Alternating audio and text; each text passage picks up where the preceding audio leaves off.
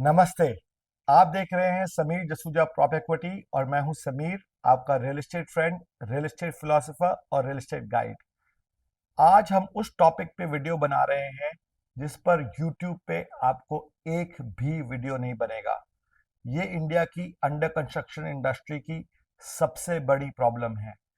क्या आप जानते हैं कि 5 में से एक आदमी को तो जिंदगी भर घर ही नहीं मिलता जिसके वो पूरे पैसे दे चुका होता है, जिसमें वो अपनी पूरी जिंदगी भर की कमाई लगा चुका होता है, और उसके बाद उसको मिलती है सिर्फ तारीख पे तारीख, और कम से कम 10 से 15 साल उसको लग जाते हैं अपना ही घर डेवलपर से लेने में, और मोस्ट ऑफ द टाइम्स वो भी नहीं हो पाता। ये प्रॉब्लम इतनी बड़ी है कि लगभग 4.5 लाख लोगों को पिछले 10 साल से अपना घर आज तक नहीं मिल पाया है। 5 लाख करोड़ की रियल एस्टेट स्टक हो चुकी है। और आप मेरी बात नहीं मानते तो प्लीज ये वीडियो देखिए, जिसमें श्रीमती निर्मला सीतारमन ने 4.5 लाख घरों को स्टॉल्ड होने का बताया है, और एक स्वामी फंड सेटअप किया जिसमें गवर्नमेंट ने 20,000 करोड़ रुपए डाले ताकि उन प्रोजेक्ट्स को लास्ट माइल फंडिंग मिल सके और कस्टमर्स को अपना घर मिल सके। कुल मिलाकर के हमारी शुरुआत में एलआईसी और एसबीआई और सरकार तीनों को कुल मिलाकर के 25,000 करोड़ तक शुरुआत में हम डाल रहे हैं। मतलब इसका मतलब ये नहीं है कि वो 25,000 करोड़ के साथ ही हम चलेंगे। इसमें सॉवरेन फंड्स और पेंशन फंड्स जो हमसे बात कर रहे हैं उनके पैसा भी जोड़ते जाएंगे जाते जाते के ऊपर। ये स्पेशल विंडो प्रोविजन है। इसके द्वारा हम क्या करने वाले हैं? What do we want to do with it? देश भर का मैंने एक रफ एस्टिमेट नंबर दे दिया है। 1600 स्टॉल प्रोजेक्ट्स हैं, उसमें 4.58 home buyers 58 lakh home buyers हैं जिनका houses stuck up 4.58 housing unit stuck up है। उसमें से ज्यादातर लोगों ने ऑलरेडी पे करके बैठे हैं कि उनको हाउस नहीं मिला है। 4.58 lakh housing units in over 1600 stalled projects. जैसे मैंने कहा, 5 में से एक आदमी को तो घर मिलता ही नहीं है। What about the other 4 people? उनमें से 80% लोगों को घर कम से कम 3 से 4 साल डिलेड मिलता है। तो जो घर उनको 3 से 4 साल में मिलना चाहिए, वो घर उनको 7 से 8 सालों में मिलता है। और ये भी बहुत बड़ी प्रॉब्लम है। बहुत लोग ये समझते हैं कि रेरा के आ जाने पर ये प्रॉब्लम्स दूर हो जाएंगी और चली जाएंगी, बट आपको ये समझना पड़ेगा कि रेरा को आए हुए 7 साल हो चुके हैं, और आज भी डेली आप न्यूज़पेपर्स में देखते हैं या तो कोई प्रोजेक्ट स्टॉल्ड हो गया है, या तो कोई प्रोजेक्ट हेविली डिलेड है, या तो उस प्रोजेक्ट को गिराना ही पड़ेगा क्योंकि कंस्ट्रक्शन क्वालिटी खराब हो गई है। ये प्रॉब्लम इंडिया में कभी नहीं जाने वाली, और इसके बहुत सारे रीजंस हैं जो मैं आपके साथ किसी और वीडियो में शेयर करूंगा। चलिए अब समझते हैं कि ये सब होता क्यों है। सबसे महत्वपूर्ण कारण है greed and lack of financial discipline. Developers एक ऐसी इंडस्ट्री में बिलोंग करते हैं जिसमें बहुत ज़्यादा प्रॉफिट होता है, और मैंने बहुत सारे वीडियोस में बताया है कि ये इंडस्ट्री एक कोकेन इंडस्ट्री की तरह है, जहाँ पे डेवलपर्स 100 करोड़ लगाते हैं तो उसमें 500 करोड़ तक प्रॉफिट बना लेते हैं।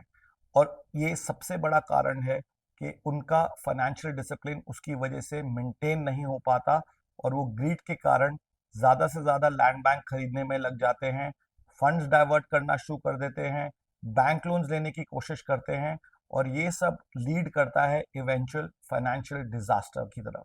दूसरा कारण है कि ये बहुत ज़्यादा कैपिटल इंटेंसिव इंडस्ट्री है, और सबसे पहले आपको बहुत ज़्यादा कैपिटल लगाना पड़ता है क्योंकि बैंक लोन्स टिपिकली लैंड खरीदने के लिए नहीं मिलते।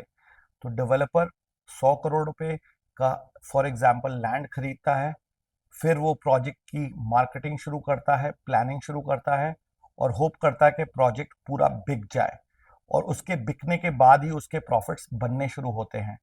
पर कई बार क्या होता है कि अगर उसका प्रोजेक्ट 500 यूनिट का होता है और 100 यूनिट के बाद या 200 यूनिट के बाद सेल स्लो डाउन हो जाती है, तो उसका फाइनेंशियल मिसमैनेजमेंट बहुत ज़्यादा होना शुरू हो जाता है। थर्ड पॉइंट ये है कि ये इकलौती इंडस्ट्री है वर्ल्ड में जहाँ पे कस्टमर पैसे तो पहले देता है पर उसको प्रोडक्ट 3 से 4 साल बाद मिलने का प्रॉमिस किया जाता है। वो मिले या ना मिले, वो एंड तक क्वेश्चन मार्क रहता है। सेकंड, के प्रोडक्ट की क्वालिटी क्या होगी वो भी उसको पता नहीं होती, वो कंप्लीटली भगवान भरोसे होता है। ये तो वही बात हो जाती है कि धोबी का गुट्टा, ना घर का ना घाट का। एक बार पैसे दे दिए तो आप फंस गए, अब आप निकल भी नहीं सकते और आपको एंड तक उस प्रोजेक्ट के साथ जुड़े ही रहना पड़ेगा और प्रे करना पड़ेगा गॉड को कि मेरा प्रोजेक्ट मुझे टाइम पे मिल जाए या थोड़ा डिलेड हो जाए और क्वालिटी ठीक ठाक हो। नेक्स्ट पॉइंट है कि इस इंडस्ट्री में डेवलपर बनने के लिए या ब्रोकर बनने के लिए आपको कोई क्वालिफिकेशन की जरूरत नहीं है। आप फर्स्ट फेल भी हो सकते हैं, तब भी आप डेवलपर बन सकते हैं।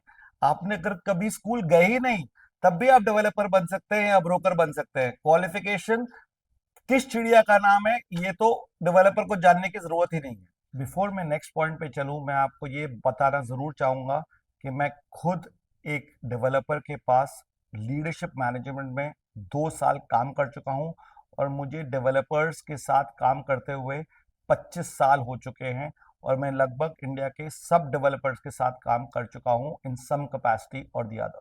नेक्स्ट पॉइंट है लो एंट्री बैरियर का। यहाँ पे एंट्री बैरियर सिर्फ यही होता है कि आपके पास या तो बहुत ज़्यादा पैसे हों या एक लैंड बैंक हो जिस पे आप डेवलपमेंट कर सके। मोस्टली टॉप डेवलपर्स या तो ब्रोकर्स रह चुके हैं या लार्ज फार्मर्स रह चुके हैं जिनके पास काफ़ी बड़े लैंड बैंक थे। और यहाँ पे ये भी समझना बहुत ज़रूरी है कि डेवलपमेंट इंडस्ट्री सबसे बड़ी आउटसोर्सिंग इंडस्ट्री है। वो बेस्ट आउटसोर्सर्स है वर्ल्ड के और ये इसलिए क्योंकि उनको आधी से ज़्यादा बातें तो पता ही नहीं होती। इसलिए वो कंस्ट्रक्शन पूरी आउटसोर्स कर देते हैं, आर्किटेक्ट को आउटसोर्स कर देते हैं, ब्रोकर्स को आउटसोर्स कर देते हैं। सिर्फ एक ही चीज़ अपने पास रखते हैं, लैंड को कैसे कन्वर्ट करना है फ्रॉम एग्रीकल्चर टू कमर्शियल या रेजिडेंशियल और पैसे कैसे देने हैं राइट लोगों को। यही दो सबसे बड़े क्वालिफिकेशंस हैं मोस्टली डेवलपर्स के, क्योंकि बाकी सारा तो इजीली आउटसोर्स हो जाता है।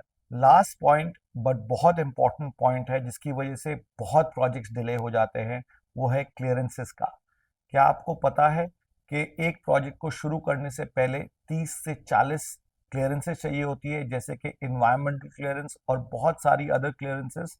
और प्रोजेक्ट के खत्म होने के बाद भी बहुत क्लियरेंसेस चाहिए होती है to get a occupation certificate and other clearances before a developer can hand over a project और the apartment to the customer.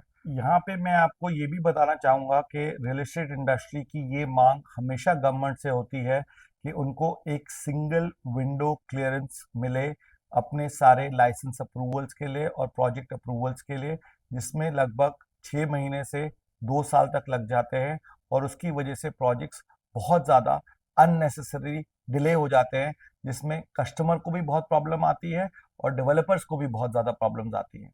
इस वीडियो में मैंने आपको डिटेल में बताया है कि क्यों प्रोजेक्ट स्टॉल्ड हो जाते हैं और ओवर डिलेड हो जाते हैं।